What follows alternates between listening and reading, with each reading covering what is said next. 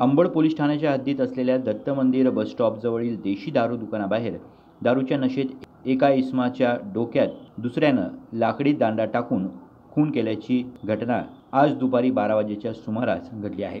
उंटवाडी परिसरातील गणपत घारे असं मयत इसमाचं नाव आहे। गणपत घारे आणि आरोपी समोद कौर हे दोघेही देशी दारू दुकानासमोर दारू पीत बसले होते। किरकोळ कारणावरून त्यांच्यात शाब्दिक बाचाबाची झाली। या वादात समोद कौर यानं लाकडी दांडक्यानं गणपत घारे याच्या डोक्यात जबर मार केला। या मारामुळे गणपत घारे याचा जागीच मृत्यू झाला। आज दिनांक 8/7/25 रोजी साधारणतः 11:15च्या सुमारास त्रिमूर्ती चौक येथे दत्त मंदिराजवळ जे देशी दारू दुकान आहे त्याच्या समोरच दोन लोकांमध्ये मारपीट झाली आपसामध्ये। त्याच्यात मयत गणपत घारे यांना हॉस्पिटलमध्ये नेले असता तिथे त्यांचा मृत्यू घोषित करण्यात आलेला आहे। त्याच्यावरून पोलीस स्टेशन अंबड येथे गुन्हा दाखल करत आहोत। आरोपीला ताब्यात घेतलेला आहे। घटनेची माहिती मिळताच अंबड पोलीस ठाण्याचं पथक घटनास्थळी दाखल झाले। यावेळी आरोपीला अटक करण्यात आली आहे।